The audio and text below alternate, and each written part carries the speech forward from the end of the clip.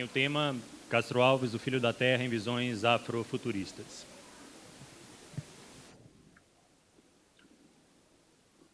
Dia 2 de julho do ano de 2123.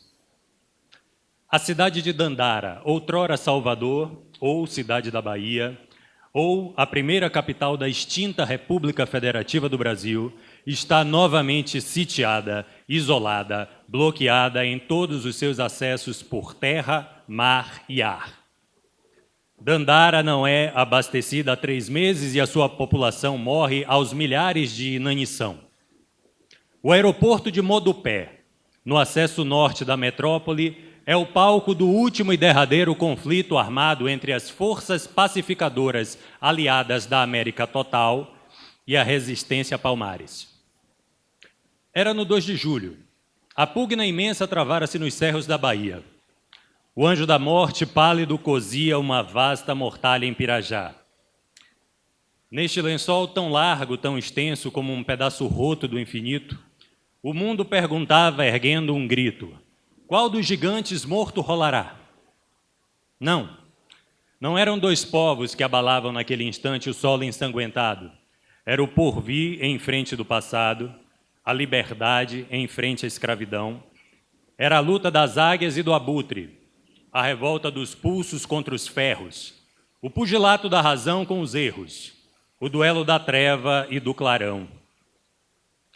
Tonto de espanto, cego de metralha, o arcanjo do triunfo vacilava e a glória desgrenhada acalentava o cadáver sangrento dos heróis. Mas quando a branca estrela matutina surgiu do espaço e as brisas forasteiras no verde leque das gentis palmeiras foram cantar os hinos do arrebol, lá, do campo deserto da batalha, uma voz se elevou clara e divina. Eras tu, liberdade peregrina, esposa do porvir, noiva do sol. Eras tu que com os dedos ensopados no sangue dos avós mortos na guerra, livre sagravas a Colúmbia terra, sagravas livre a nova geração. Tu que erguias subida na pirâmide formada pelos mortos do cabrito, um pedaço de gládio no infinito, um trapo de bandeira na amplidão. Antônio Frederico de Castro Alves. Tão profundamente apaixonado como Amy Winehouse, morta aos 27. Tão brutal, violento e irrecuperável como Kurt Cobain, morto aos 27.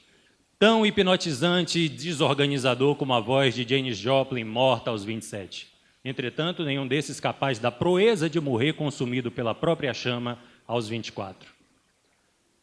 Profeta da abolição, profeta da república, poeta do porvir, desembarcado da máquina do tempo, poeta do futuro, poeta bélico, poeta violento, poeta de tempos atrozes e das torpezas da humanidade. Poeta, por que ainda hoje devemos olhá-lo? Por que contemplar mais uma vez seu tombadilho horrendo? Poeta, com todo respeito, qualquer visão afrofuturista que te enfoque significa que estamos no pior dos pesadelos distópicos. Não precisamos mais de um Castro Alves. Se precisarmos, é porque falhamos irremediavelmente enquanto humanidade. Desde que a terceira grande guerra entre os Estados Unidos e a China reconfigurou a ordem geopolítica mundial, desde que a antiga República Federativa do Brasil teve sua democracia vertiginosamente tombada e golpeada ainda no começo do século XXI, a polarização de modelos ideológicos antagônicos e radicais levou a uma guerra civil e, consequentemente, à extinção da República. Acossadas as unidades federativas da região Nordeste por todas as demais regiões, fechou-se um grande cerco às principais cidades representativas de ameaças. A pior de todas era a antiga Salvador, a primeira capital, historicamente deixada para trás com o pior problema social da formação do país: as hordas de homens e mulheres escravizados sem um devir. Com o passar do tempo, a antiga Salvador passou a apresentar uma independência no pensar e refletir posicionamentos ideológicos distoantes e ameaçadores ao avanço dos impérios e suas forças colonizantes. Por isso, Devido à sua impermeabilidade, as expedições neobandeirantes foram organizadas para tomar a cidade, que passou a ser perseguida como um gigantesco e único quilombo. E tudo começou quando, contaminados por ódio e mentiras, legitimamos através do voto os podres poderes. 80 tiros num veículo que levava uma família de corpos negros. 4 tiros dados na cabeça de uma vereadora preta. Um rapaz da periferia estrangulado até a morte num supermercado diante da mãe. Um farmacêutico preto, pai de família, também estrangulado dentro de um banco por policiais diante da filha. 171 anos exatos se passaram entre o 14 de março, quando nasceu Castro Alves, e o 14 de março, quando morreu Marielle Franco. Mas a matança continua, poeta. Aliás, como anuncia Jorge Amado em Teresa Batista, Cansada de Guerra, mudam os títulos, coronel é doutor, capataz é gerente, fazenda é empresa, o resto não muda, riqueza é riqueza, pobreza é pobreza com fartum de desgraça. Dormimos e sonhamos novamente o dantesco. A colonialidade permanece viva, pulsante, sob o manto sofista da modernidade e do progresso, que levamos estampado pornograficamente no auriverde pendão bandeira que desde 1868, nas palavras de Castro Alves, segue cobrindo a todos nós de tanta infâmia e covardia. Vamos celebrar a estupidez humana, a estupidez de todas as nações. O meu país e sua corja de assassinos covardes, estupradores e ladrões. Vamos celebrar a estupidez do povo, nossa polícia e televisão. Vamos celebrar nosso governo, nosso Estado que não é nação. Vamos celebrar nossa justiça, a ganância e difamação. Vamos celebrar os preconceitos, o voto dos analfabetos, comemorar a água podre e todos os impostos, queimadas, mentiras e sequestros. Nosso castelo de cartas marcadas, o trabalho escravo, nosso pequeno universo. Vamos celebrar epidemias, é a festa da torcida campeã. Vamos celebrar nossa bandeira, nosso passado de absurdos gloriosos, tudo que é gratuito e feio, tudo que é normal. Vamos cantar juntos o hino nacional, a lágrima é verdadeira. Vamos festejar a inveja, a intolerância e a incompreensão. Vamos festejar a violência e esquecer a nossa gente, que trabalhou honestamente a vida inteira e agora não tem mais direito a nada. Vamos celebrar a aberração de toda a nossa falta de bom senso, nosso descaso por educação. Vamos celebrar o horror de tudo isso com festa, velório e caixão. Está tudo morto e enterrado agora. Já que também podemos celebrar a estupidez de quem cantou essa canção. E existe um povo que a bandeira empresta para cobrir tanta infâmia e covardia. E deixa transformar-se nessa festa em manto impuro de bacante fria. Meu Deus, meu Deus. Mas que bandeira é essa? Que impudente na gávea tripudia. Silêncio. Musa. Chora. Chora tanto. Que o pavilhão se lave no teu pranto. Auriverde, pendão da minha terra, que a brisa do Brasil beija e balança. Estandarte que a luz do sol encerra e as promessas divinas de esperança. Tu, que da liberdade após a guerra foste hasteado dos heróis na lança, antes te houvessem roto na batalha, que servirem a um povo de mortalha. Castro Alves, onde estás agora? Desperta-nos. Caetano, desperta-nos. Essas ilusões a respeito da ordem, da segurança durante a ditadura são ilusórias. Durante a ditadura eu fui preso, eu fiquei 2 meses na cadeia, sendo que 1 semana fiquei numa solitária deitado no chão com uma porta de ferro, sem que ninguém me dissesse por quê. Conheço pessoas que sofreram, algumas morreram, foram assassinadas. Tem gente que fica elogiando, achando que é bom, não era bom. Isso eu não admito. O respeito a cada pessoa é um direito que, quando se conquista, não se deve abrir mais mão, de jeito nenhum. Sob nenhum pretexto. Isso tem acontecido no mundo inteiro e está acontecendo no Brasil. Nós somos um país gigante, de tamanho continental, no hemisfério sul, altamente miscigenado, com a maior quantidade de negros que qualquer país do mundo fora da África, e nós falamos português, não é nem espanhol. E ainda horrivelmente desigual. A distribuição de renda no Brasil é uma tragédia, é uma doença da desigualdade, vem da escravidão, e precisa vir a segunda abolição. No dia 2 de julho do ano de 2123, a cidade de Dandara sucumbe os aliados proclamam as condições de rendição da cidade, escravidão ou morte. Mas todos sabemos, ao fim, entre a escravidão e a morte, o que é que Dandara escolhe. Fatalidade atroz que a mente esmaga, extingue nesta hora o brigue imundo, o trilho que Colombo abriu na vaga, como um íris no pélago profundo, mas é infâmia demais. Da etérea plaga, levantai-vos, heróis do novo mundo. Nos altos cerros erguido, ninho d'águias atrevido, salve, país do bandido, salve, país do jaguar. Verde serra onde os palmares, como indianos cocares, no azul dos colúmbios ares, desfraldam-se em mole arfá. Salve, região dos valentes, onde os ecos estridentes mandam aos plainos trementes os gritos do caçador, e ao longe os latidos soam, e as trompas da caça atroam, e os corvos negros revoam sobre o campo abrasador. Palmares, a ti meu grito, a ti, barca de granito, que no sossobro infinito abriste a vela ao trovão e provocaste a rajada, solta a flâmula agitada aos uivos da marujada nas ondas da escravidão. De bravo e soberbo estádio, das liberdades paládio, pegaste o punho do gládio e olhaste rindo para o val. Descei de cada horizonte, senhores, eis-me de fronte, e riste o riso de um monte e a ironia de um chacal. Cantem, cantem, eunucos devassos, dos reis marmóreos passos, e beijem os férreos laços, que não ousam sacudir. Eu canto a beleza tua, caçadora seminua, em cuja perna flutua a ruiva pele de um tapi. O teu seio escuro nunca deste ao beijo impuro, luzidio, firme, duro, guardaste para um nobre amor, negra Diana selvagem, que escutas sob a ramagem as vozes que traz a aragem de teu rijo caçador. Salve, Amazona guerreira, que nas rochas da clareira, aos urros da cachoeira, sabes bater e lutar. Salve, nos cerros erguidos, ninho onde o sono atrevido dorme o condor e o bandido, a liberdade e o jaguar.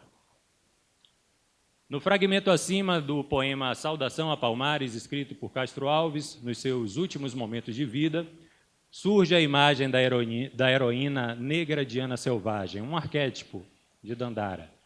A indomável guerreira negra do quilombo de Palmares, companheira de Zumbi, mãe de 3 filhos, que o poeta declara preferir cantar no lugar da constante, majoritária, hegemônica postura subalternizada de sempre tratar de façanhas dos reis do velho mundo. Nas vésperas da morte, tomado já em delírio fatal pelo seu maior e derradeiro projeto artístico, inconcluso ou censurado, que jamais chegou até nós, o poema dramático A República de Palmares. Então, ficciona Jorge Amado. Na noite que a febre faz cheia de visões, ele imagina seu poema dos Palmares. Os dias de junho que morre e julho que nasce são claros de sol, as noites enfeitadas de balões. E quando a visão de Agnese nua, loira e azul, o frio de mármore desaparecendo ao doido afago das carícias suas, quando no brilho dos balões foge essa visão, são os heróis de Palmares, os negros gigantescos revoltados e dispostos a morrer por sua liberdade, que ele vê no seu delírio. Não faz outra ode nesse 2 de julho. Sua mão já não se move. Na madrugada de 5 para 6, quando todos descansam, ele sozinho no seu leito possui Agnese no seu sonho, ela vibra ao contato dos seus lábios, mas logo não é mais o delírio de tomar o corpo de uma mulher. É o soar dos atabaques. Não, amiga, não vêm eles da noite de mistério da Bahia. Castro Alves o sabe, vem de longe, de muito longe, da serra distante.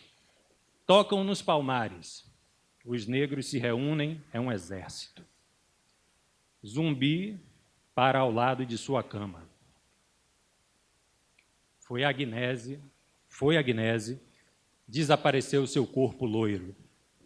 Agora é o negro libertador que ali está. É a própria irmã de Castro Alves, Adelaide, quem relata a Pedro Calmon, biógrafo de Castro Alves, a estima e cuidado do poeta em torno da Ilíada dedicada ao Quilombo dos Palmares. Castro Alves tratava o projeto por a grande obra. Mas, afinal, o que quer Antônio Frederico de Castro Alves? Cecel, cantador, boêmio, cafajeste, popstar de sua época, celebridade em tempos de candeeiro, coração e pensamentos indomáveis, jogador de bilhar, fumante incorrigível, rapaz de múltiplos amores simultâneos, Dom Juan dos Trópicos, precedido pela própria fama, dramaturgo, crítico de teatro, performer, praticante de intervenções urbanas, poeta condoreiro, hiperbólico, poeta das antíteses violentas e vingativas, ativista político, risco político, facilitador de fugas de mulheres e homens escravizados, estudante de direito, sustentado por mesada, paladino da liberdade e grande amor da vida de Eugênia Câmara. Tão amado, tão odiado, tão invejado, tão admirado. Sei que te querem domesticado, bom moço, meloso, doce e gentil. O que fizemos de você, poeta? O que fizemos de você, divino demônio? Quem te aprisionou na condição de romântico? Quem te aprisionou, poeta dos escravos? Em 2019, como pode esse menino branco ser poeta dos escravos? Aplicamos e propagamos uma abordagem por si só escravocrata ao inimigo da metrópole, ao inimigo do velho mundo, um filho da terra decolonialista.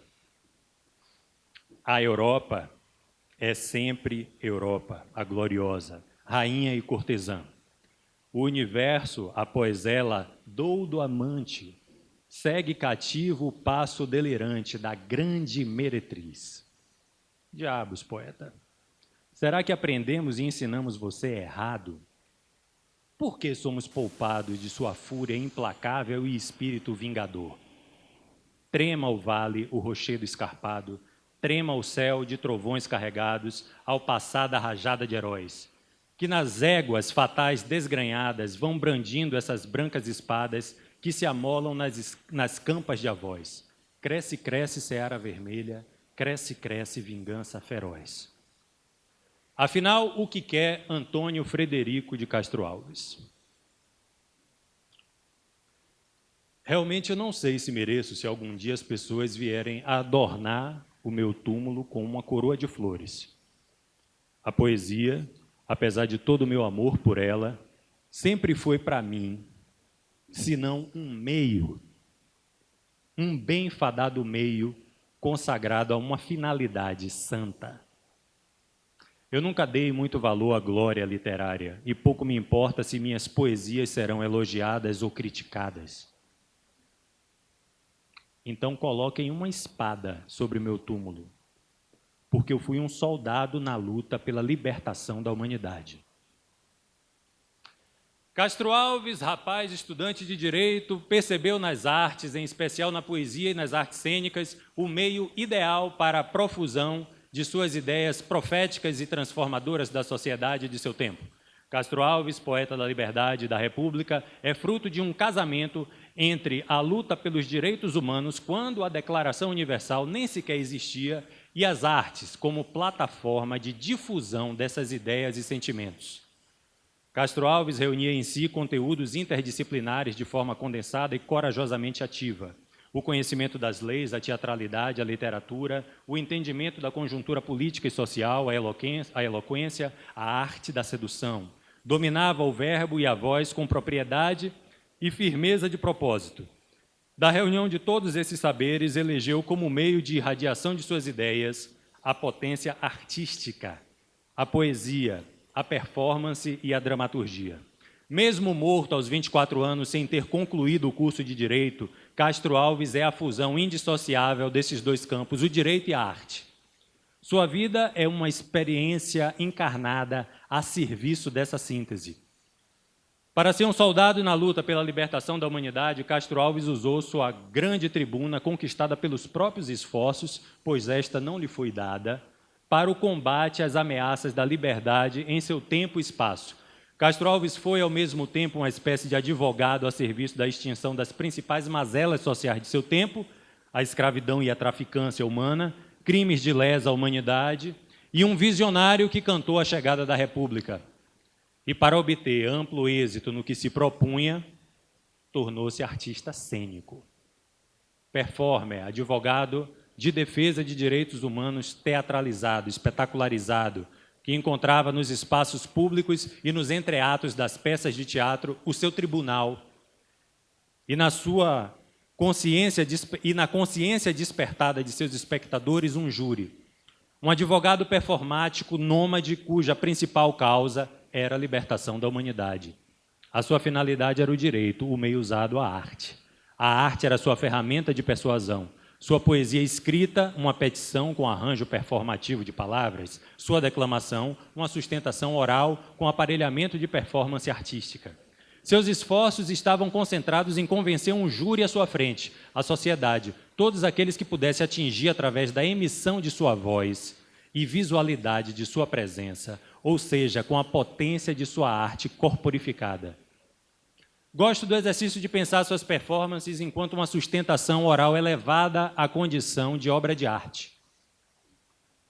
Longe dos tempos do áudio e vídeo, da radiodifusão, da televisão, da internet e das redes sociais, o teatro e a teatralidade potencializaram o alcance de sua poesia, dando visibilidade imediata à sua figura.